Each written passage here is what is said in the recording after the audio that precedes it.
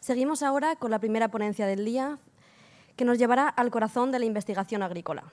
Nuestra ponente es María Dolores Osuna Ruiz, doctora en bioquímica y responsable del Grupo de Investigación en Malherbología en el CICITEX, el Centro de Investigaciones Científicas y Tecnológicas de la Junta de Extremadura. Su trayectoria la ha convertido en una de las principales expertas en el estudio de las malas hierbas y en los mecanismos de resistencia a herbicidas, con una intensa labor de transferencia de conocimientos hacia agricultores y técnicos del sector. Hoy nos hablará de la problemática de las malas hierbas en los cultivos del arroz. Recibámosla con un fuerte aplauso a María Dolores Osuna.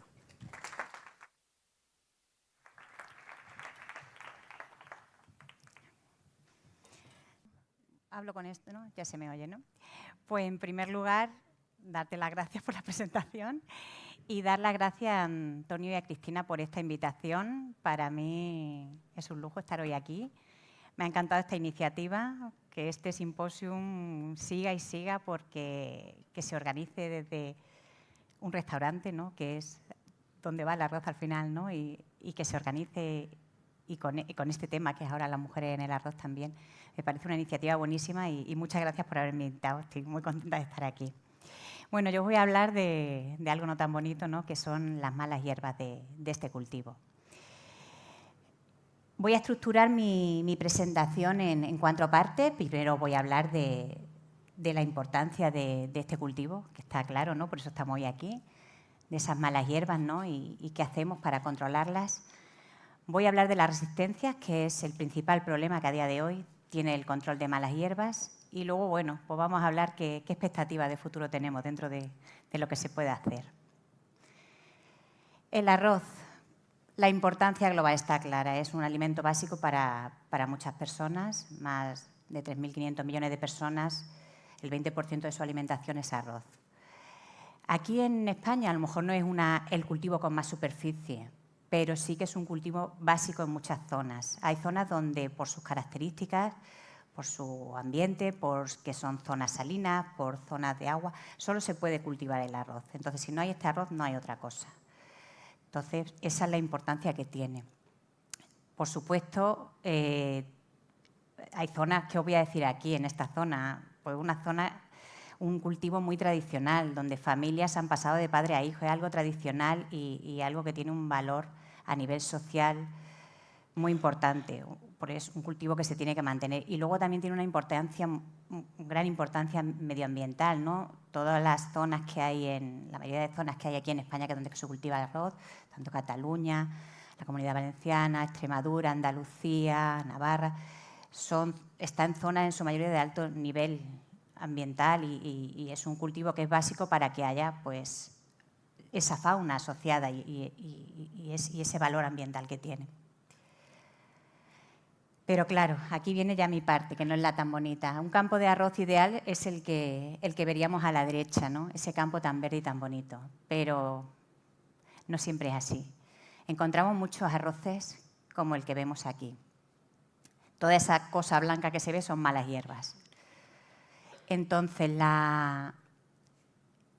esas malas hierbas van a competir. O sea, como veis, fijaros lo grande que está, van a competir con el cultivo. Van a coger sus nutrientes, a coger su agua, a coger su espacio. Entonces, es algo con lo que hay que intentar luchar o convivir de la mejor manera posible.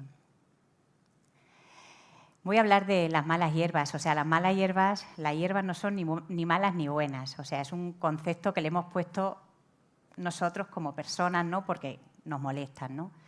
Todo esto que veis aquí son malas hierbas, ¿no? De alguna forma u otra. Si hacemos preguntas, si aquí yo hiciera unas preguntas, pues lo principal, si yo digo que es una mala hierba, pues una planta que compite con el cultivo, es la principal idea que tenemos, aunque no seamos agricultores ni agricultoras. Crecen donde no se quieren, ahí tenemos una amapola que ha nacido en mitad de un acerado y lo que tenemos claro es que son difíciles de eliminar. Se hacen fuertes y son capaces de crecer y no hay quien las elimine. Mientras que esa amapola, esto que está aquí en el puente, bueno, ahí va bien. Lo malo es que nos encontremos campos, pues como el que vemos ahí, no sé si tengo bueno, de las amapolas, pero en un trigal, ¿no? ¿La lucecita? Ah. Bueno, Y luego campos como este en Extremadura, esto es un campo de arroz real de esta campaña. Entonces, todo esto blanco, verdecito que se ve no es arroz, es hierba, ¿vale? Ahí es donde nos preocupa. Entonces, una mala hierba siempre desde el punto de vista antropocéntrico, o sea, ni malas ni buenas. Es por nosotros como gestores de la naturaleza como los vemos, ¿no? Es una planta que crece no deseada en un lugar determinado, especialmente en cultivos, que es donde más afecta, y compite con las plantas cultivadas, como he dicho antes, por nutrientes, por luz, por agua, por espacio, ¿vale?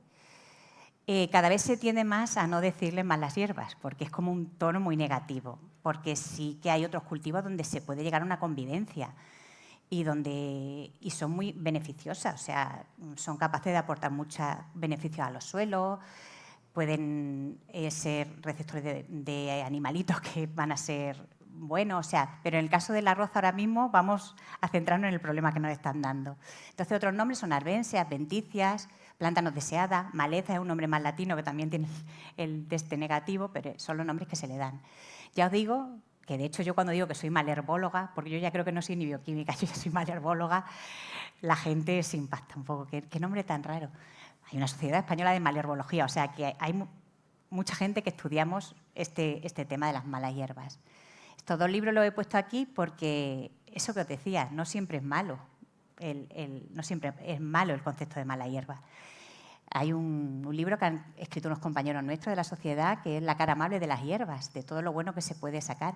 Y en este también, y de hecho hay muchas cosas a nivel culinario que se pueden hacer con malas hierbas, o sea que tienen su aspecto positivo, pero yo hoy me voy a centrar en el que preocupa más a los agricultores, en el tema del arroz, que es el negativo. Las malas hierbas más comunes que tenemos en arrozales aquí en España son estas que veis abajo, Echinocloa, que vosotros yo creo que la llamáis como nosotros Serrec, porque miles en Cataluña, ¿no? Serrec, cola se le dice en otras zonas, la Leptocloa, que es la segunda, esa blanquita que veíamos antes, Ciperujuncia, que también creo que la llamáis aquí, Heterantera y Alisma. No todas, por suerte, están en todas las zonas. Nosotros en Extremadura sí que tenemos un gran problema de malas hierbas, las tenemos todas, pero bueno, las otras no están en todas las zonas presentes. Aquí hay un cuadro resumen. La que más problema da ahora mismo es el Serrec, porque sí que la tenemos en todas partes. Es una de las malas hierbas, no a nivel España, sino a nivel Europa y a nivel mundial. Hay un listado de las 10 peores, de las top malas hierbas, y está como la segunda. O sea, es un gran problema. Y eso sí que es un problema en todas las zonas, es algo común. La Leptocloa empezó en Extremadura, parecía que se quedaba allí, pero eso es una semillita tan pequeña que la hemos ido transportando. O sea, esto es son plantas muy fáciles de transportar. Las semillitas son muy pequeñas y además nacen estupendamente, o sea, crecen muy bien. Entonces, estas dos son las principales, la Echinocloa y la Leptocloa. Ya espero que cuando deis paseo por los arrozales, por lo menos la Echinocloa, ya la Serrec y la Leptocloa ya la reconozcáis. ¿Y por qué son? ¿Por qué son ese problema?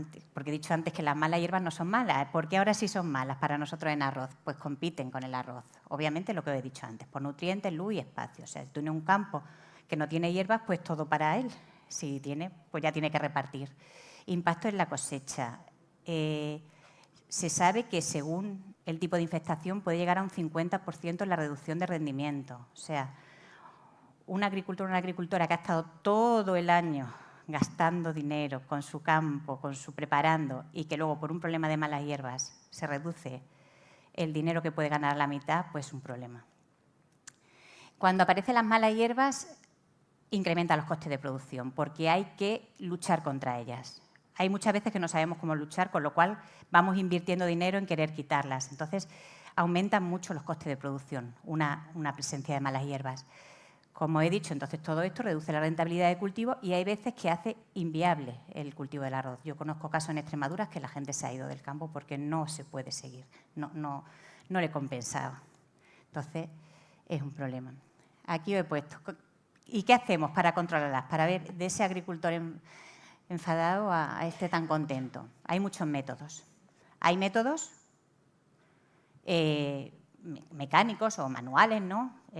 Pues aquí las mujeres tuvieron mucho que hacer en su tiempo, tanto en Italia como aquí, creo, en la zona de Valencia.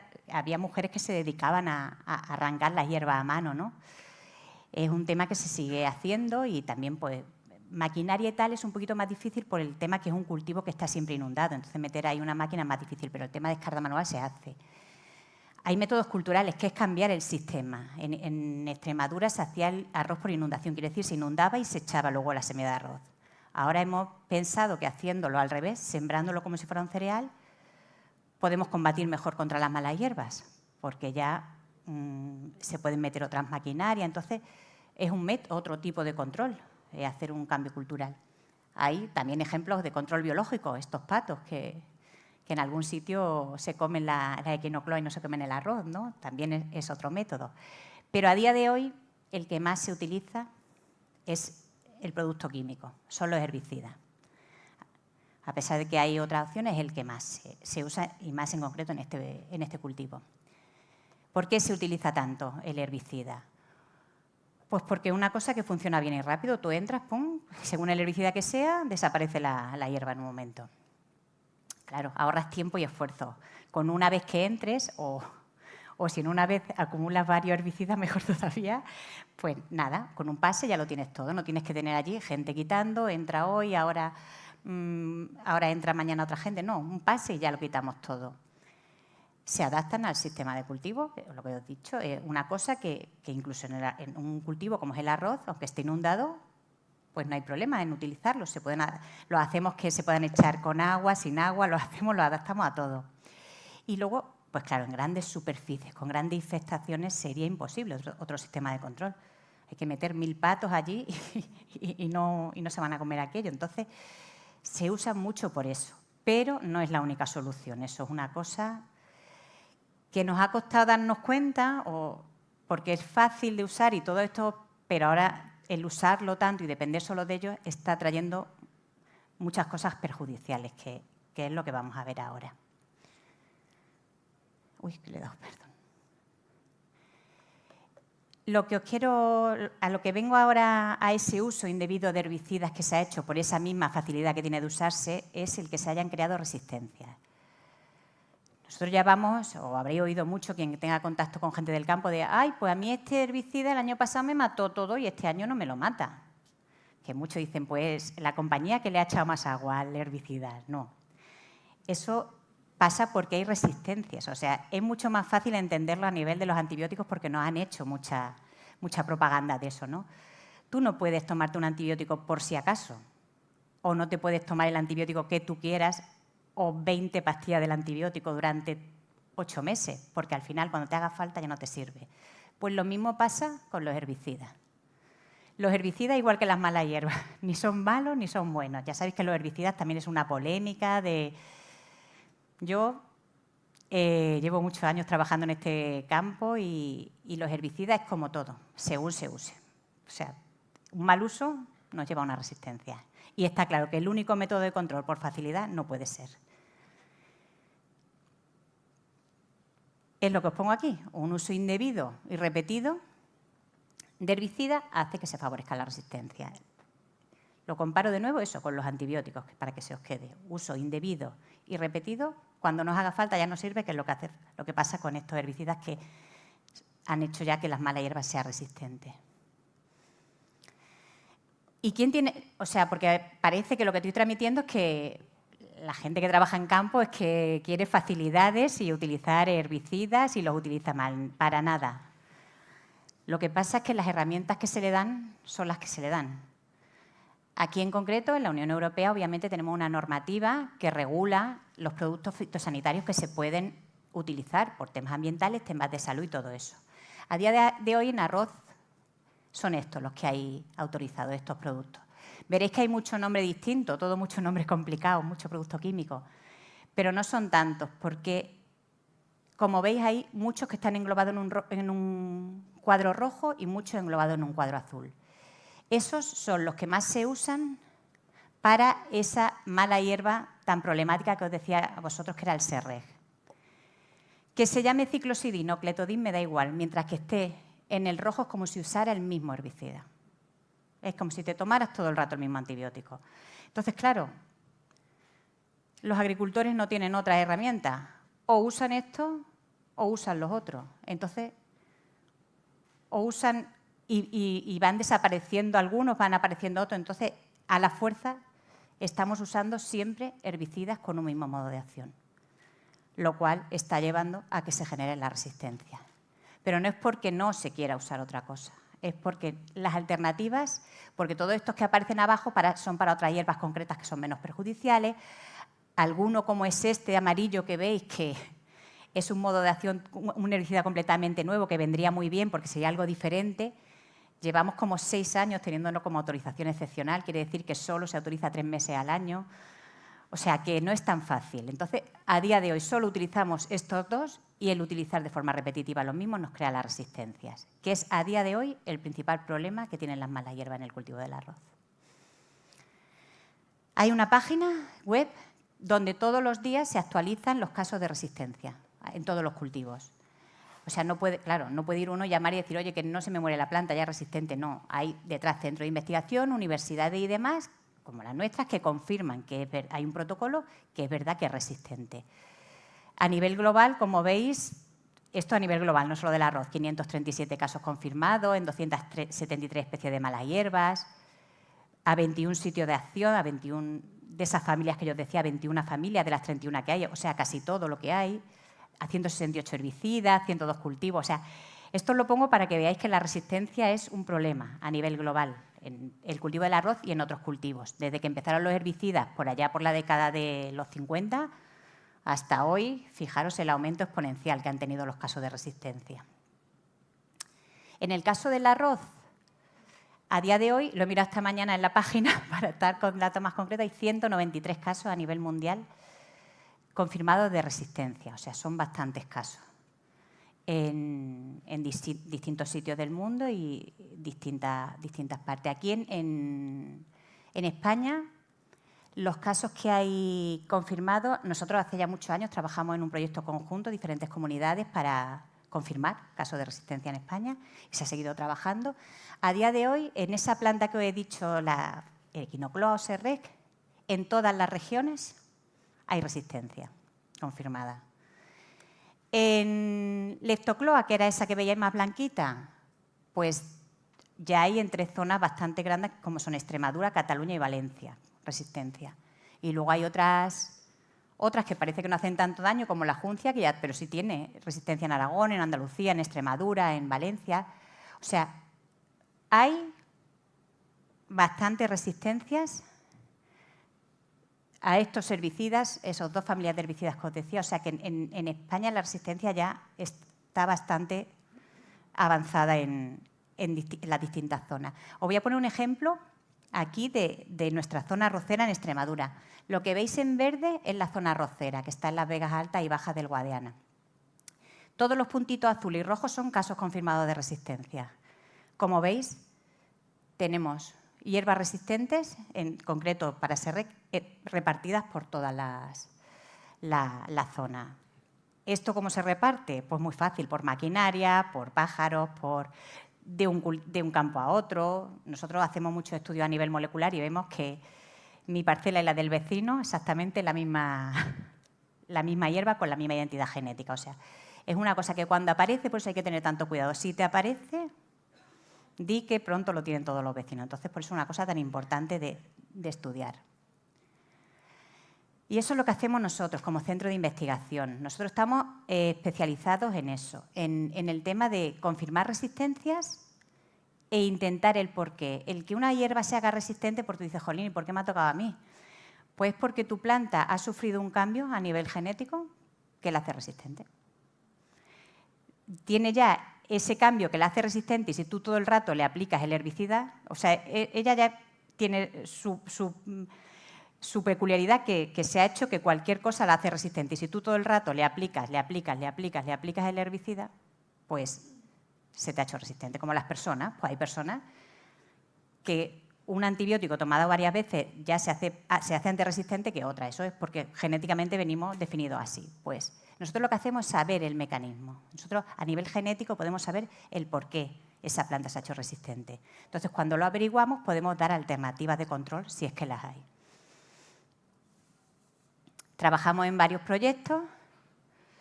Agradecer que gracias a ese grupo, yo solo soy la voz del grupo porque el grupo es aquel el que trabaja. Trabajamos ahora un grupo más a nivel regional, que es bueno, pues, ver casos concretos en distintos campos de resistencia a nivel de Extremadura, siguiendo las prácticas normales que hace el agricultor, ver por qué este sí, por qué este no. Y luego tenemos uno a nivel europeo, un proyecto que es más yendo hacia lo que manda Europa, a un manejo más agroecológico, donde los productos químicos sean los menos, ¿vale? Entonces estamos haciendo ensayos de ese tipo también. Entonces, ¿qué podemos nosotros hacer? Lo que os hablaba de futuro, ¿qué está en nuestras manos, ¿no? En nuestras manos está prevenir. La prevención es básica como en todo. Yo sí sé que el campo de mi vecino tiene resistencia, ya puedo pensar en ver bien lo que yo tengo porque las voy a tener. Y en prevenir, en saber que si algo he hecho mal el año pasado y he usado mucho un herbicida varios años, probablemente las tenga. La supervisión. La mala hierba, una chiquitita, la podemos quitar del medio pronto. Cuando la hierba es más grande que el arroz, ya no hay. Hay que estar muy metidos en campo para ver cómo se desarrollan. Por supuesto, no dependencia de un solo método de control. No solo del químico, sino de ninguno. O sea, en Extremadura, para mejorar el control de hierbas, se ha pasado de la siembra en seco, de la siembra en inundación a siembra en seco. Como utilicemos muchos años la siembra en seco, van a aparecer unas plantas que ya se van a hacer resistentes. O sea, hay que ir cambiando todo. Es muy fácil de decir, no es tan fácil de hacer desde el punto de vista de una persona de campo, pero eso sería lo ideal. Disminuir el uso de herbicidas químicos, eso sí que está claro. Nos lleva Europa hacia eso y hemos visto que usando solo herbicidas químicos las resistencias van subiendo. Y sobre todo mucho tema de investigación. Nos hace falta investigar mucho. Hay investigaciones a muchos niveles, desde tecnología, aplicaciones con drones que no están permitidas, pero se están haciendo estudios para, si pudiéramos hacerlo, aplicaciones localizadas donde está la hierba y no en todo el campo, no se utilizaría tanto producto químico. Pues temas de variedades resistentes a herbicidas, métodos rápidos de detección de resistencia, nuevos compuestos naturales con acción herbicida. O sea, se están haciendo muchos estudios y hace falta hacer mucho más para que no nos quedemos en ese cuadrito que os he puesto, que no sean esas las herramientas que tenemos. Aquí os pongo algunos ejemplos. Deciros que es que hay incluso un test como el del COVID para detección de resistencia a herbicidas. No está para hierbas de arroz, pero lo hay ya en Inglaterra, está para una mala hierba concreta y haces un test como el del COVID en el campo y dices, esta hierba es resistente. O sea, ya hemos llegado hasta esos niveles de innovación. Y para acabar, que no sé si me paso mucho, decir, bueno, el arroz es un cultivo vital para todos, para nosotros, porque ¿quién no se come ese arrocito tan bueno? La mala hierba afecta al rendimiento. Las malas hierbas o arbensias, yo es que sigo diciéndole malas hierbas, pero bueno, arbensias, adventicias afectan a su rendimiento y necesitamos soluciones, lo que yo he puesto ahí. Necesitamos la navaja suiza. No nos vale solo una herramienta, nos vale el compendio, utilizar muchas cosas que no dependamos solo de lo químico. Y nada, muchísimas gracias. Ahí dejo mi contacto para cualquier cosa que necesitéis.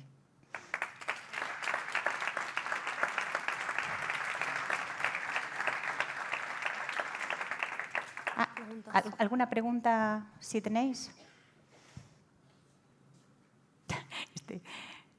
Espero no haberos dado mucho miedo con las malas hierbas. Tan malas no son.